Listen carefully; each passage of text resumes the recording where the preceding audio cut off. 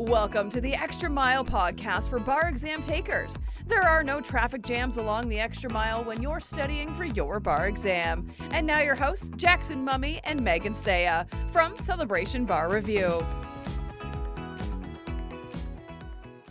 Hey everybody, welcome. We're glad to have all of you here today. We're going to do something a little special, a little different today, aren't we? Yes, yeah, I'm excited. We're going to spend the second half of the webinar doing something. I'll leave it to Jackson to explain, but yes, I think it's going to be really helpful and interesting for everyone who's gearing up for the next exam. We are still a long way away, really, from the February bar exam, but results are coming out around the country from the July test. We're going to talk a little bit about that. There have been some interesting developments this week on the tech front and some things that have happened there. And we're going to update everybody there. We're going to answer some questions that we've got from our students. So we've got a full agenda today. Let's move on to results news. We just had 3 more states release results: Connecticut, Oregon, and Alabama. We're continuing to see the same trends of results, pass rates going down. Nothing really surprising with that, but obviously unfortunate. And we are also seeing, I know we've talked a little bit about, last time we talked a little bit about the tech problems that happen. And in 2 states, we're seeing some repercussions from that. So first in Illinois, they were slated to release their results this Friday on October 1st, and they have said they have delayed it. They're not sure when they're going to come out yet, but they have specifically delayed it because they are trying to study what happened with tech problems. I don't know what that means beyond that, unfortunately, if they're going to make changes to students, if they're going to give, I just don't know. So if you are an Illinois taker, sorry, you're going to have to wait a little longer than you. It's almost cruel, isn't it? Because I'm sure that there are people who are thinking, maybe they're going to cut me a break. I had a problem with my tech, but that's typically not what examiners do. And so I'm skeptical that that's actually what's going to happen. I suspect we're just going to get a result a week or 2 weeks from now, and they're going to say, we looked at it and we didn't think it was significant, which is going to be a real letdown. It would be nice if they'd say, you know what, we had this problem, we're going to give everybody X number of points, or we're going to readjust the people that we know were affected. It's hard to see where they're going with it. I think it's almost cruel to make people wait when you've given them a date to expect the results. So there you go, informed. Yeah. So I think the second state where this is the tech issues have made an impact this week, kind of it can be instructive for maybe what does that actually mean for me if I'm an Illinois bar taker. So California released the results of a study that they did about the July exam and tech problems that people had. And I thought this was very interesting. So they said that they concluded that approximately 2% of California test takers had what they're calling meaningful impacts of lost time or content. So I want to be really clear because I think this is important. Like you just said, Jackson, there might be Illinois students or maybe in other jurisdictions who are saying, oh, I had to restart my computer. Thousands of people across the country had exams off, their computer screen went blank. They had to restart their computer and then begin the test again, okay? California delineated between people who did that and people who did that and then still were not able to start the test, or there was a problem with the clock or something like that where they lost time. So I think that it's really interesting and not surprising probably that the one state, which California always leads the way in being the most transparent, I think, of all the bar exams, the one state who is saying publicly what happened and what they're planning on doing about it has really narrowed the group of people who they believe were meaningfully impacted to only people who meet probably a much more significant criteria than certainly people who just your screen went blank, you had to restart. That stinks because obviously if that was you, that put you in a very stressful spot. You were then delayed in your day. You were maybe feeling panicky. You might have had to spend time on the phone with ExamSoft, whatever it was. But for California, they are not including that in this 2%, they're saying, of takers who had a meaningful impact or lost time. So I found that very interesting. Do you have any thoughts on that? I agree. I think it's troubling. I look at it in reverse, I guess. I look at all the states that have released results that were in online formats like Florida, and it kind of makes you go, hey, Florida, what did you think about this? Illinois and California say there was a problem. You were using the same system. Any problem in Florida? And apparently, whatever problem there was, Florida decided, it doesn't matter to us. So that is really annoying and frustrating. And I know we had some students that had that experience. And I think, in fact, last week we had some questions from people about, should I challenge my scores? And I said, no, because there's no point in a state like Florida. They don't go back and do it. I think this is the proof of that. California and Illinois are saying pretty openly, yeah, something happened and we think it could have an impact. It didn't just happen in those two states. It happened any place that Examplify and ExamSoft software was being used. And so I would say in every jurisdiction that used that software and was in an online format that's released results, they're caught looking a little foolish, don't you think? Of like, why didn't you guys think this was significant when these two states clearly did? And maybe there's some others. We haven't heard from New York yet. We haven't heard from New Jersey. We haven't heard from DC. We haven't heard from Georgia. I think there are some other states that might take this opening from California and Illinois and say, okay, let's just call time out here and figure out what's really going on. And I think it's unfortunate that the NCBE didn't have a position on this. They just washed their hands and said it's not our problem. Yeah, I'm not sure you guys can walk away entirely hands-free on this. Illinois is a UBE state, so they certainly had a result there. Texas, I think, is another jurisdiction where we might be looking, although they were in person, but you still had to get on with your computer. Yeah, so I don't know.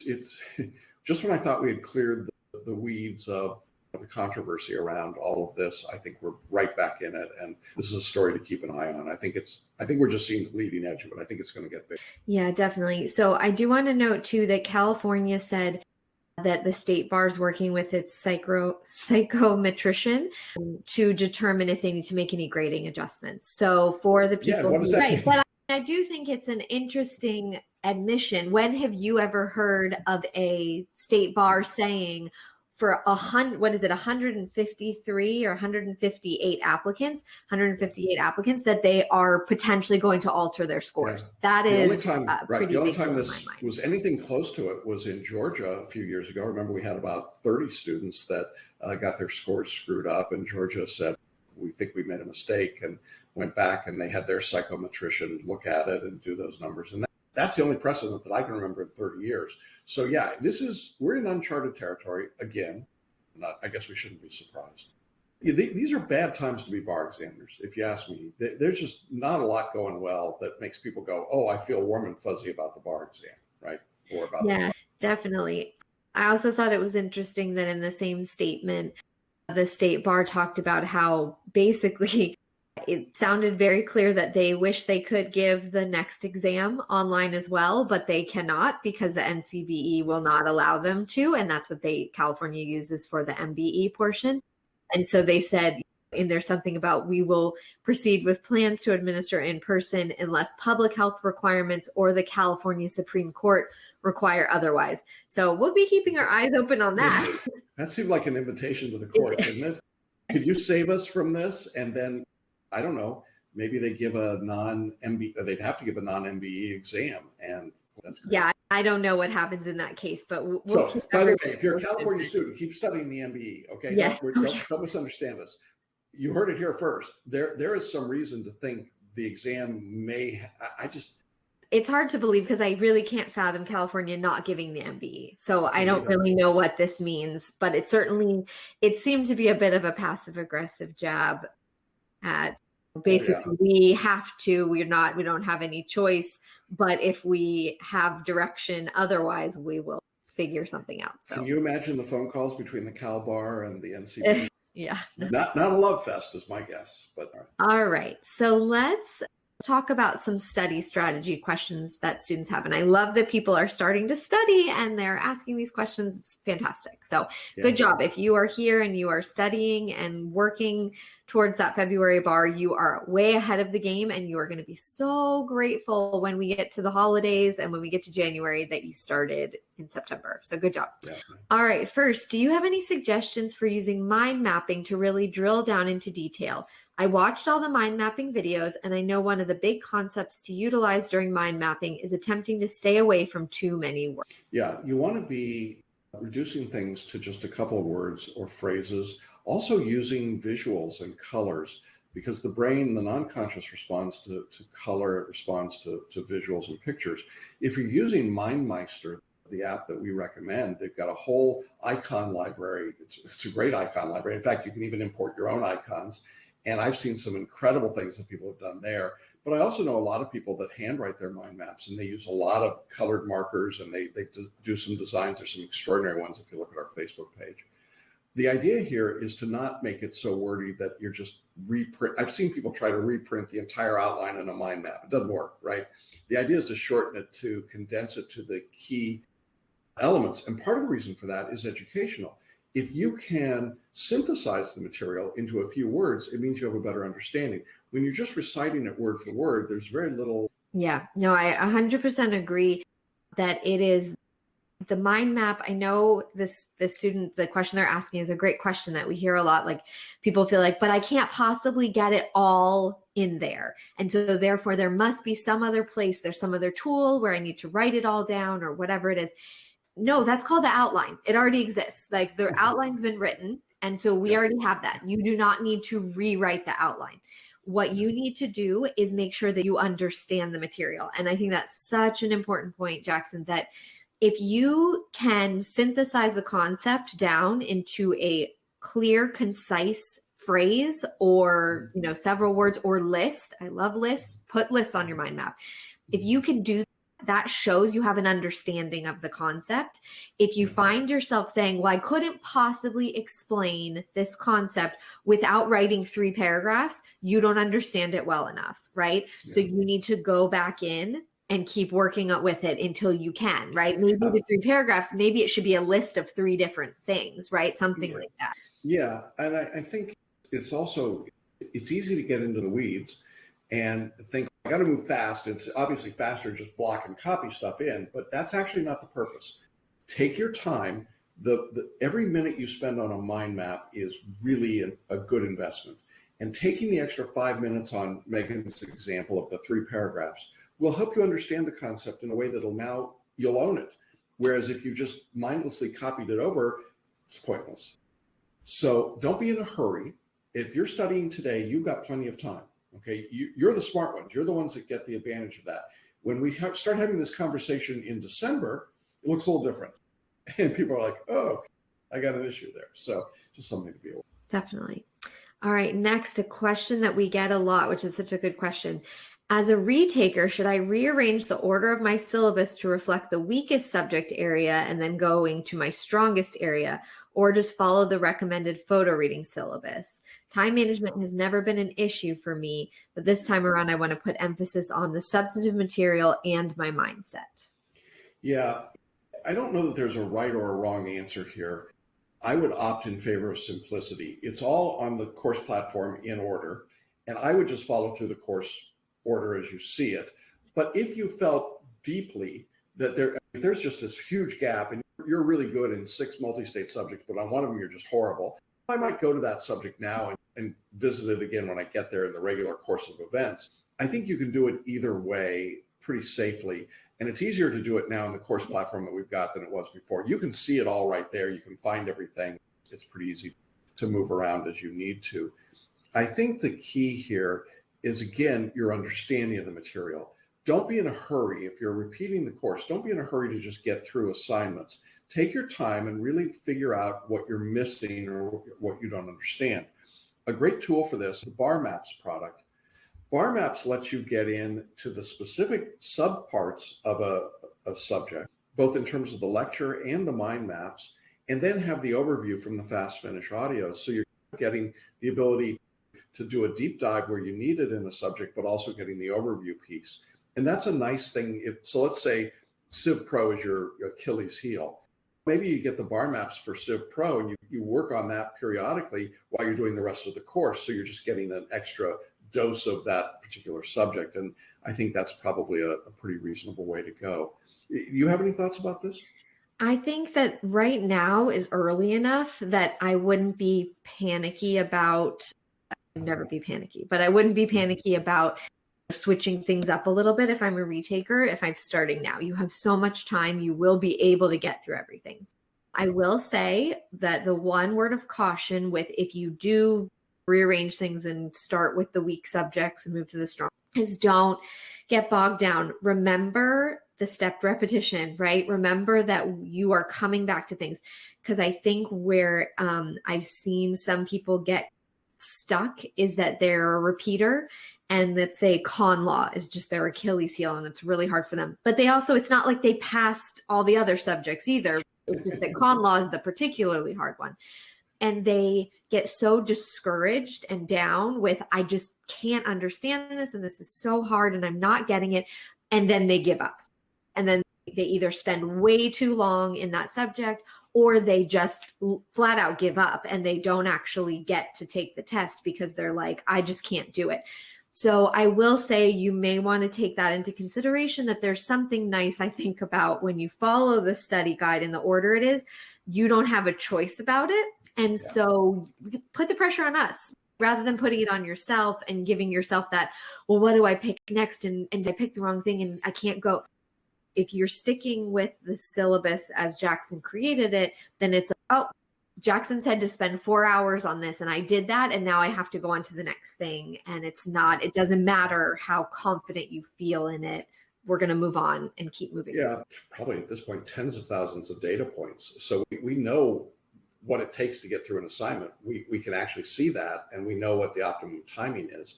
So that's what we put in. And that's why we suggest it that way. So yeah, trust us. That's what you paid us to do. If you're out there somewhere later listening to this podcast and you're not in our course, why not? You should be thinking about what the structure is that works for you. I think for our students, it's pretty well laid out. All right. And then one last question is, this is from someone who was not successful on the Florida bar. In Florida, what raw score was needed to pass? If I performed significantly better next time on the Florida multiple choice, would it matter on my results? Yeah, the raw score doesn't matter at all. And when I do the video reports for people that failed, I point out that the raw score is really a function of how you did against a total raw of 390 points, and that has to be converted to 200 scale points. It's not the total number of raw points, it's where you get them. So there is no number that's a number at which you pass automatically in terms of the raw score. So ignore that entirely. In terms of what it takes to move the needle, it's really how you did compared to the mean raw. So look at your 6 categories, compare them to the mean raw in each of those categories, and then figure out roughly a standard deviation based on what the range is for that topic. So if you're in Florida multiple choice, the standard, the mean raw was 19 points and the range was 4 to 25. So when you're talking about a 21-point range, if you're 5 or 6 points below the mean raw, standard deviation, at least the way I understood statistics, is you're going to get clobbered, and that's the difference. So I don't think you should overanalyze those numbers. And that's why I do the videos, so you don't have to do that. I try to give you a pretty good overview. And I will say we're pretty well caught up on videos for people. Fortunately, we had a lot of successes in the exam so far. But for those of you that were not successful, we've sent you videos, or we will in the next couple of days.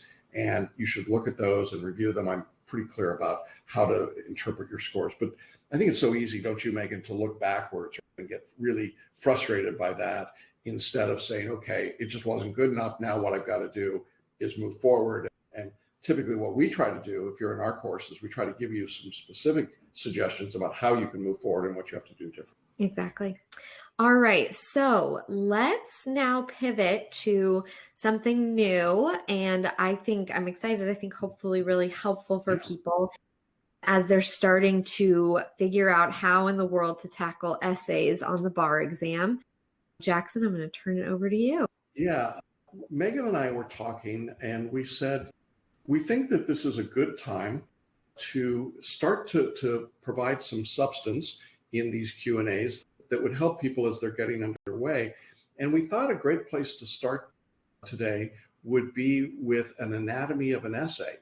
And if you are listening to this later as a podcast, I'm going to encourage you to check out our website and actually watch this. I think it'll be more helpful to you as a video. If you're watching, that's great. And I hope it's helpful for you. I wanted to walk you through an actual essay question. Megan's going to stay with me and we're going to talk through it together. But we wanted to give you an idea of how you should look at an essay in order to keep from freaking out, because we know that as people start and get underway, this is one of the real deep concerns that they might have. And so we thought we'd take an actual uniform bar exam essay and we break it down for you. We're not going to show you how to write it. We're going to show you how to analyze it and how it's made up in the component parts.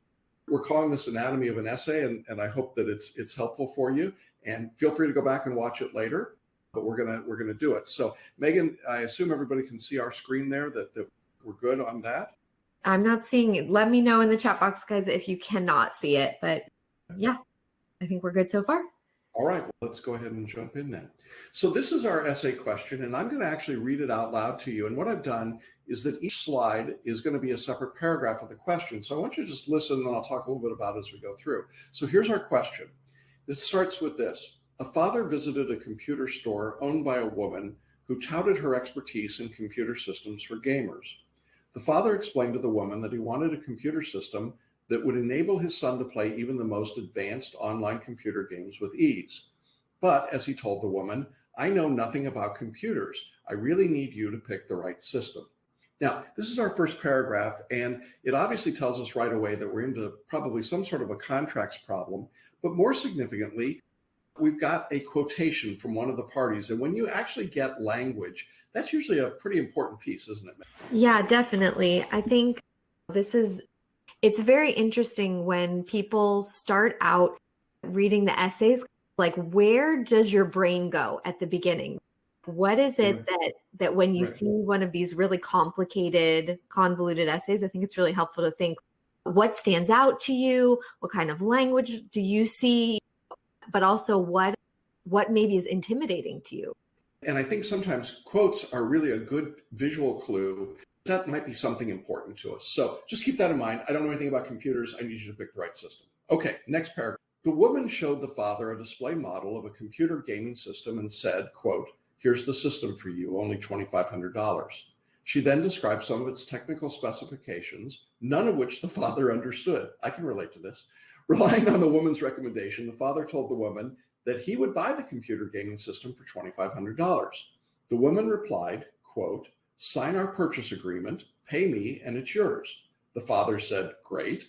And both he and the woman, on behalf of the store, signed the store's standard purchase agreement.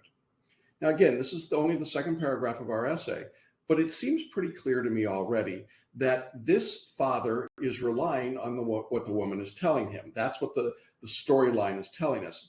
You don't have to overread that or overthink it. It's just pretty clear that what's happening is, here's what I recommend for you, and the father doesn't understand any of that, so he relies on her recommendation. Okay, Megan, you want to add anything to that paragraph? No, I think the big thing that should jump out at people, because here's the thing, a lot of people, when they read an essay like this, a paragraph like this, the $2,500 is what jumps out at them, because they're like thinking, oh, number. But remember, we're not in a math word problem, we're in a law word problem. So the key thing that should jump out to you is relying on the woman's recommendation. I think that is like the most, they use the word rely, which we know is going to be important one way or the other. That should be the thing that jumps out at you in this. Okay, good. Agreed. Next paragraph. The front page of the purchase agreement indicated that the store was selling the man a computer gaming system for $2,500, listed the basic specifications of the system and its components, and indicated that the sale was, quote, subject to our standard terms and conditions. There were signature lines for the buyer and the seller at the bottom of the front of the purchase agreement. The back of the purchase agreement contained a list of terms and conditions, 16 numbered paragraphs printed in a very small typeface. The 12th paragraph stated, seller makes no warranties that extend beyond the description of the computer on the first page of this agreement. Nothing on the front of the purchase agreement indicated that there was any text on the back, and there is no indication that the father turned over the purchase agreement and saw the text on the back. All right, look, at this point, even if you don't know very much about contract law, something should be going off, your spidey sense should be going off saying, geez, that doesn't sound right. How is he supposed to know that little tiny term and condition, number 12 out of 16, in a very small typeface, right? That should make you be aware that something's wrong. You agree with that, Megan? Yeah, definitely. I am always telling my students that we need to not drop our common sense when we walk into the bar exam. And I think this is a great example of that. You could just be a person living in the world, never having gone to a day of law school, but all of you have been to law school and taken contracts classes. And so certainly you and maybe your mom and maybe even a child of yours would be able to read this paragraph and go, gosh, it seems awfully important that on the back of the purchase agreement, it had this, right? It's nothing on the front of it, that it was 16 numbered paragraphs, that it was printed in very small typeface. It's a lot of detail that they give you. So this should all be, again, we don't have to be genius lawyers to figure this out. We can just use our common sense. And I think that's so often people forget that and they think, no, I must put on my special super lawyer hat. And it's like, no, just as a person living in the world, what do you think about it? Exactly. And he didn't turn over the agreement. So that's important. All right, let's keep going. The father paid for the computer system, took it home, and gave it to his son, who was thrilled. After a week of use, however, it became clear that the computer system was inadequate for the needs of online gaming. The father then consulted a computer expert who reported that the system was adequate for use in an office environment, but did not have the high-speed components necessary for online gaming. The expert also said that a system that would be sufficient for the son's needs, as had been described by the father to the woman who owned the computer store, would cost at least $3,200. All right, so now it's still not a math problem, but now I've got a second number. We started with 2,500, now I've got 3,200, and we have somebody called a computer expert. And whenever I see the word expert, that's always going to get my attention, because it wasn't just his friend, his next door neighbor, who told him. He went to someone who knows what they're talking about, a computer expert. And it's pretty clear that now this computer doesn't do what it's supposed to do. So I now think we're beginning to get the outlines of where this problem is headed. And even if we haven't read all the way through to the end yet, we can see that there's a problem. Up until this point, he was buying a computer. It seemed to be a good thing, and everything was good, even if he didn't read the 12th item on the back. But now we've got a problem, right? So this is the tipping point in the question. Do you see it that way, Megan? Yeah, definitely. I think it also is something that I would, if I was reading through this and I didn't know what the calls of the question were yet, I would certainly look at this end part and say, okay, I know, I don't know which way I'm going to come out, but I know that the fact that they have given me a specific number of what it would cost for the father to get what he actually needed is probably going to play into, there's probably going to be some remedy piece to this question. Yeah. They're probably going to be asking me of a remedy of some sort, and I'm going to need to take this into consideration for that. Regardless of which way I fall, I'm going to need to, this is going to factor into my argument, certainly. So I want to just stop before we go to the next paragraph to say that if you are listening to this, and later if you go back and listen, what Megan and I are doing is basically being detectives. We're finding the clues in each paragraph, and yet we haven't gotten to the call of the question yet. We haven't tried to get an overarching sense. We're just trying to find the important clue pieces in each part of the question. So let's keep going. The father immediately went back to the computer store with the computer system, told the woman that the computer system was inadequate, told her about the expert's analysis, and demanded his money back. The woman pulled out her copy of the purchase agreement and said, quote, "This computer is exactly as specified in the description on the front of the purchase agreement. Plus, as the terms and conditions on the back say, there are no warranties beyond that description. You're not entitled to any money back," close quote. All right, so now what we've got is that, as I said in the last paragraph, we got to the tipping point. We knew there was a problem. Now the problem is coming into sharper focus. We now know that what the man wants, the father wants, is to return the computer, get his money back, and because it doesn't meet his needs. And the woman's response to that is, nope, it's exactly what we put in the purchase agreement, and we had this special language, this warranty that says you're not entitled to any money back. So now the conflict is pretty clear, isn't it? Yeah, this is funny. I don't think they usually do this, but they just set up perfectly. They gave you the arguments. Like it's really nice. Take that gift when you see it. You don't need to come up with the argument. You've they've been given to you, and now you just get to fill in the law. Perfect.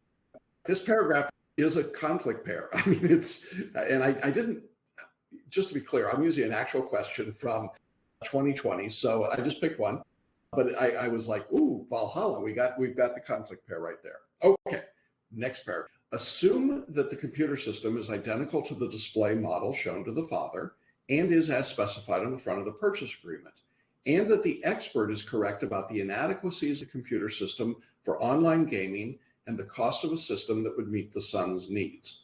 Now, this kind of a paragraph is important. That's all that's in the paragraph. But essentially what they're saying is don't overthink it. Don't overanalyze it. We're just going to tell you, for our purposes, everything is just what we've said it is, right? And isn't this where a lot of our takers go right off the rails? They start trying to find something that isn't there. Like maybe it was a used model, or it was an upgrade model, or maybe the expert had a bias because he hated the woman in the computer store.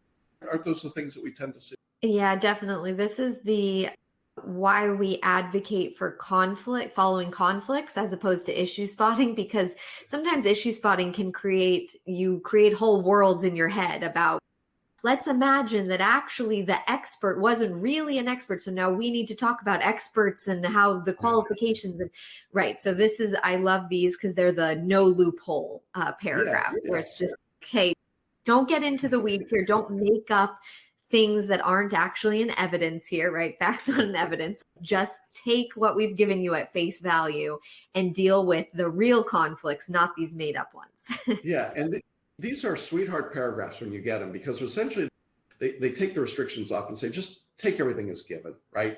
And don't fight the facts. And we say that all the time, don't fight the facts. So that's what this paragraph is saying. Okay.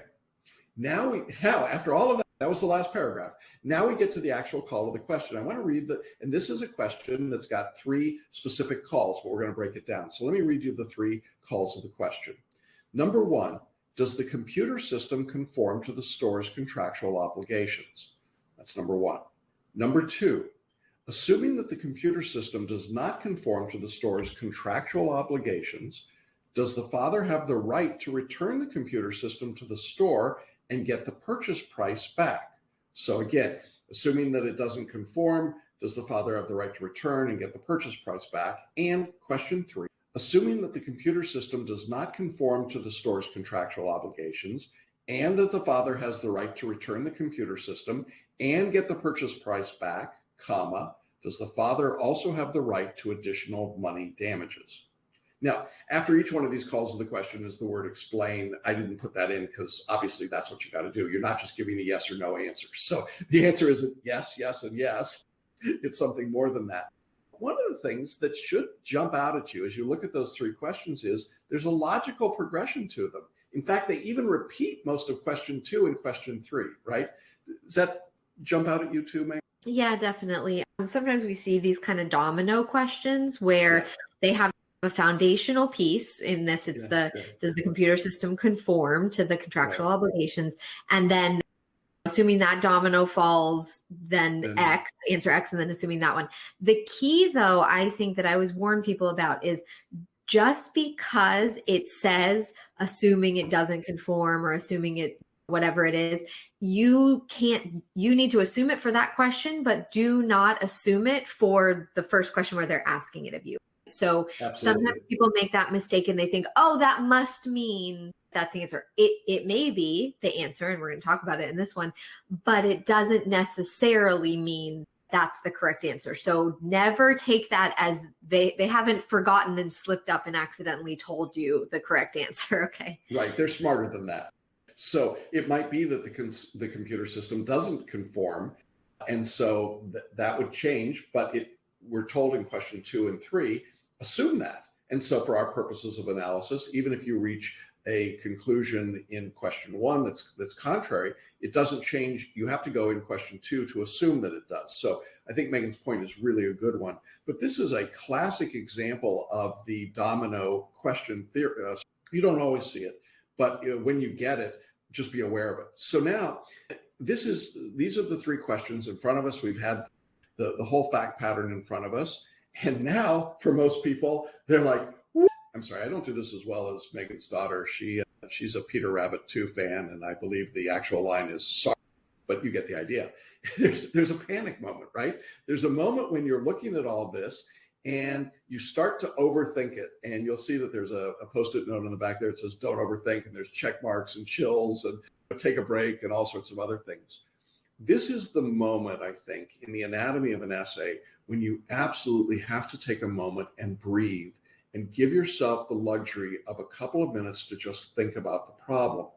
Now, Megan and I are going to break down what happens next, but I think this is a good moment to just stop and say, if what you've heard so far scares you, that's okay. You just don't have to live there. But what I hope is that because we did some detective work and we talked about it, you actually are feeling pretty good at this point. Okay, I think this is manageable. You want to add anything to that? No, I think you're right. I think that it is, if you walk through the essay as you read it, like we just did, a detective, I like how you said, like how you said that, like as a detective, then by the time you get to those calls of the question, you're really probably not going to be taken super off guard by them. Generally, what they're going to be asking you, because you have used the context clues within the essay itself to see they're talking an awful lot about this, or they're giving me these details. I wonder why. It's approaching the question with some curiosity. I wonder why they're telling me that. It's not like the MBEs in terms of when you haven't seen the call of the question yet. You're not going in saying, oh, I bet the call of the question is going to be X, but instead it's being curious about, they gave me this information. I wonder what that could be used for. It feels important to me. It feels like it's standing out. I wonder why I feel that way. What is this bringing up?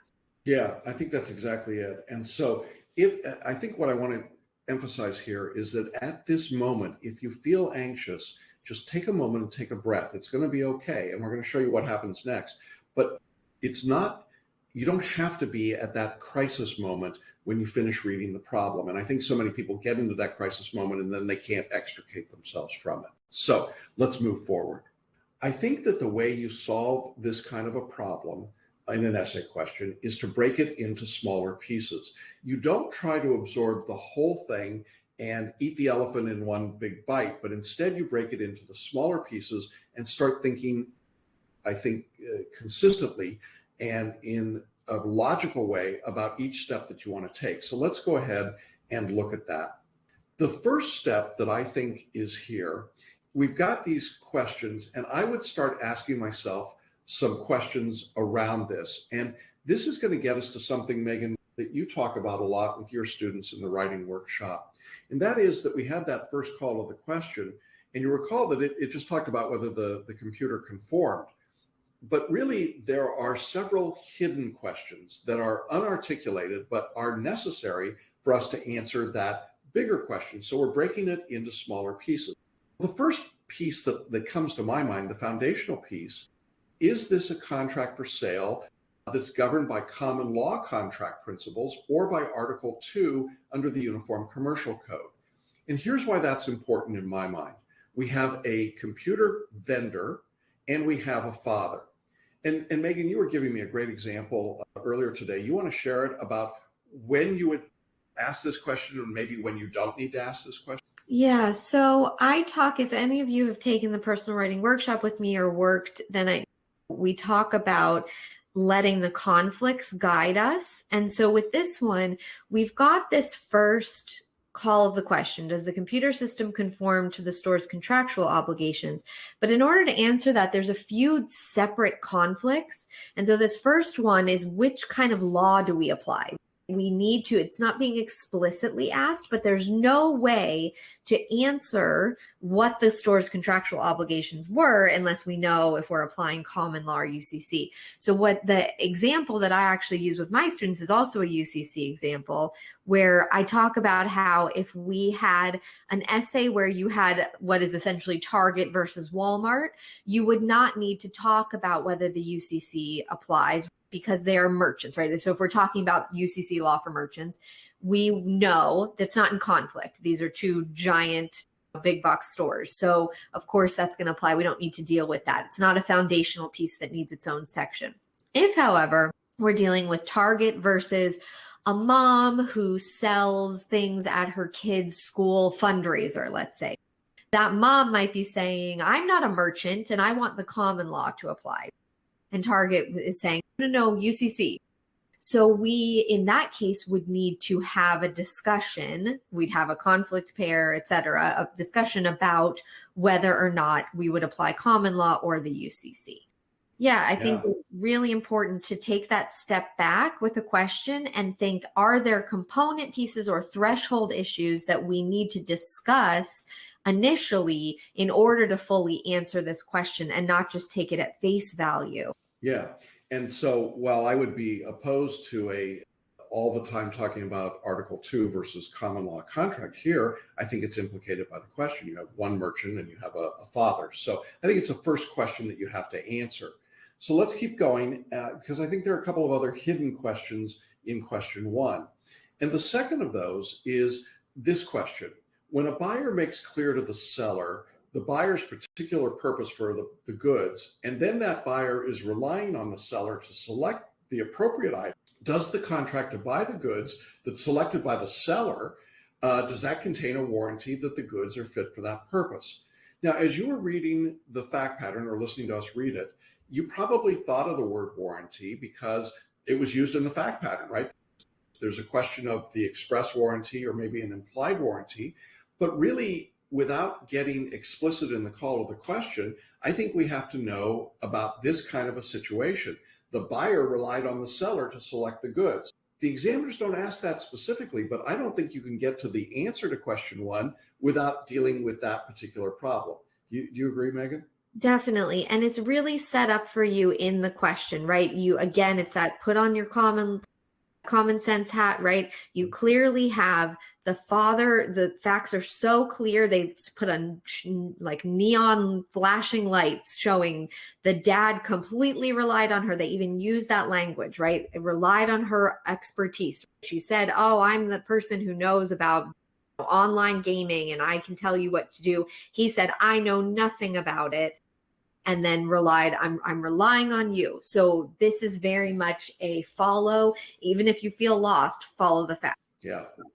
And then I think there's a third subpart to the first question, and that is whether the warranty that's described in the contract, even if it's on the back of the written agreement and it contained language stating there were no warranties, is that going to apply here, even though beyond the description on the front of the agreement? In other words, is the warranty, is it going to be valid when it's hidden in the back?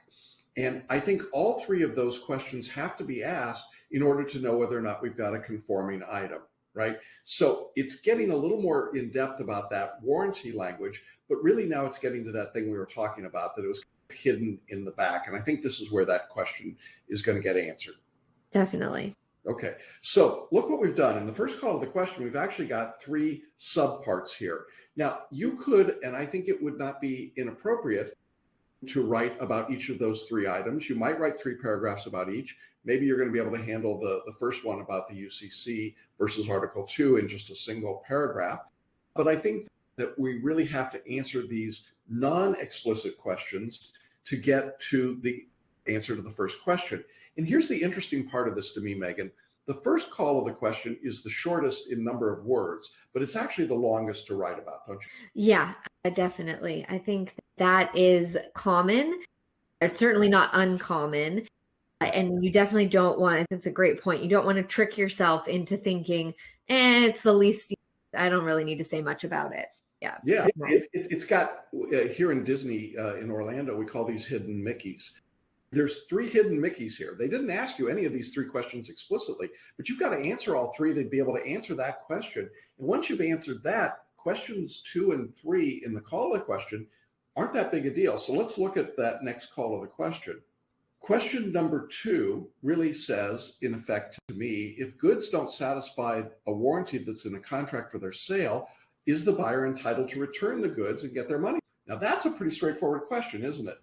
If I think I'm buying something and it doesn't satisfy the warranty, am I entitled to return the goods and get my money back? That's not a terribly complicated question, is it? No, I think that one shouldn't take you too long to answer. And I think your gut reaction is, of course they should get their money back.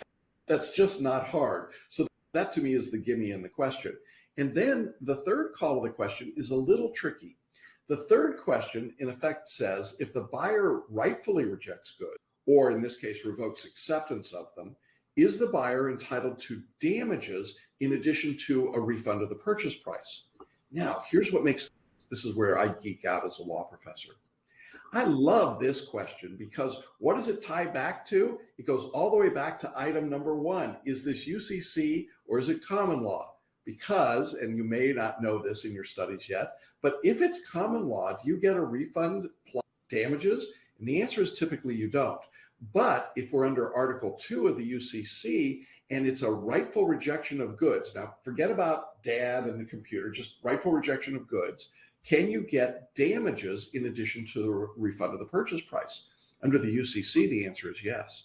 And so it actually becomes a really easy question once you're in the world of the UCC. But if you haven't figured that out in the very first part of this question, you're not likely to get that answer because it feels weird, doesn't it? Like he returned it, he should get his money back. What do we mean he's going to get the extra money? But the examiners gave us clues about that when they gave us that extra amount, they gave us the expert, and when we began to see that we were in Article 2. Yeah, it's kind of weird, isn't it? And some of you may want to go back and watch this later and go, oh, that's what they were talking about. But that's the structure. So you see we had 3 questions from the examiners, but really 5 things we want to talk about. And that's the process that you want to be going through in your analysis before you get too far into the writing. So you want to be thinking through this logically. Now, my point about all of this is to not make this more complicated than necessary. I think it is the goal of most bar takers to make things very complicated, to make them difficult and complicated and confusing and intricate and expand the problem and make it very tough. But in reality, what we just walked you through is not very tough, is it? It's a UCC problem. There's clearly a point at which those warranties, we can ignore the warranty on the back, it looks like, and the merchant has to conform with what they put in their warranty. Given their failure to conform, you can return the goods and get your money back. That's easy. And you can return your goods, get the money back, and get the damages that it would take to achieve what you wanted. You want to say anything about this problem of complication? Oh, I think it's really just comes down to not throwing everything out the window when you sit down to write an essay. It feels in some ways comforting to go back to the well of what hasn't worked in the past just because it feels very familiar. But if it hasn't worked in the past, you've got to stand strong. And the more you do it in practice, the much easier it will be on exam day. But standing strong and saying, I don't need to throw everything in the kitchen sink at this problem. I need to stop and figure out what is actually in conflict in this essay and then just answer those questions, which is really contrary to maybe how you've been taught in the past to handle legal essays. And so it can feel like I should probably just throw something in about that and maybe this, and maybe I'll just talk about, I remember this from my contract study, so I'll just tell them, I'll dazzle them with this information as well. And instead, and then you find yourself going, oh, I didn't answer the whole question. This is a lot to get in 30 minutes. This is a UBE question. It's a whole lot to get in 30 minutes. So instead, I really think with the overcomplicating, what I tend to see is that people can start to panic and just say, I'm just going to issue spot and throw in everything I can. And then you don't actually get to the heart of any of it and don't make more work for yourself than actually. Yeah, exactly. All right. So as we reach some conclusions about this, the conclusion I think that you as a writer would have is that the transaction between the father and the store was governed by Article 2. That seems pretty reasonable. I think also we know that the woman knew that father wanted this computer for video games and that father was relying on her to select a suitable computer. So the contract for sale of the computer had a warranty that the computer was fit for that purpose. That's what he was intending. And the language on the back of the sales agreement didn't effectively exclude that warranty because it wasn't conspicuous, it wasn't obvious, and the system wasn't fit for the father's purpose, so it didn't conform to the store's contractual obligation. These are all basic conclusions from the problem. Then the father either rejected the computer or he accepted it and then revoked his acceptance, if you want to use UCC language. But in either event, he's entitled to return the computer and recover his original purchase price of $2,500. And in addition to that, he's entitled to recover damages equal to the difference between the market value of the computer that satisfied the warranty of fitness and the contract price. And we know that difference is $700. Those are the conclusions. It's not more complicated than that. As Megan said, you don't have to go crazy in issue spot. That's what the question is asking you. Those are the conclusions that are involved. Pretty straightforward. Now, having said all of that, there are three things that we want you to keep in mind around the anatomy of an essay as you work on it. Number one, the first thing is don't panic. Read the question calmly, right? Seems pretty clear. The second thing is look at each call to the question separately. Here we could see that they were dominoes, they build on each other, and we don't have to overwrite in question 2 or 3 because most of the work is being done in question 1. And then the third thing is preview the general conclusion to each question before you begin writing. Everything that we just did here is what you would do step by step. Megan, you want to add anything to that before we wrap this? I just think that this is hopefully an insight into the way that people who have read thousands and thousands of bar essays look at them, right? This is literally what Jackson and I both do when we approach a bar essay, when we get a new one from a new exam and we're reading it over and we're talking with editors about it. This is exactly what we do. And so if you notice, we haven't gotten into how to write it at all, but it's more the how to think about it. And so we just really hope that's helpful for people to get an understanding. It's not just, writing is not just your hands, your fingers on the keys. Writing is also the thoughts that go through your mind long before you get to the actual typing part. Yeah. Using the FLA method is not what we're talking about today.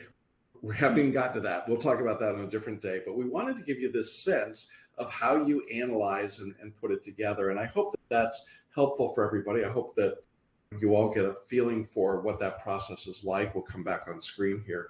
But I wanted to just give you that feeling for how we break it out. And as Megan says, how we look at it and analyze it. So we'd love to get your feedback. If this is helpful for you, let us know. We'd like to do more of these things if they are helpful, but this was fun to do, wasn't it? Yeah, I enjoyed it. Yeah, we don't often get to talk about the way we think about it. So it's like pulling spaghetti out of our brains. Here's, when we have to articulate what is it that we do, which sometimes feels second nature to us, but we know it's new to other people. So thanks, Megan, for helping and analyzing that. That's always fun. And thank you all for being with us today. We'll be back next week. We'll be talking about more results and more stuff that's happening, keep you informed on all of that. Want all of you to keep studying. This is the time to get underway, right? We turn the corner in October. It's time to get into it. Any last words you want to wrap up with, Megan? Just helping you guys in any way we can to write these essays. Yeah, fun stuff. All right, everybody, have a great week and weekend, and we will see you again next week. Thanks, Megan. Bye-bye, everybody. Thanks for listening and watching the Extra Mile podcast for bar exam takers at celebrationbarreview.com.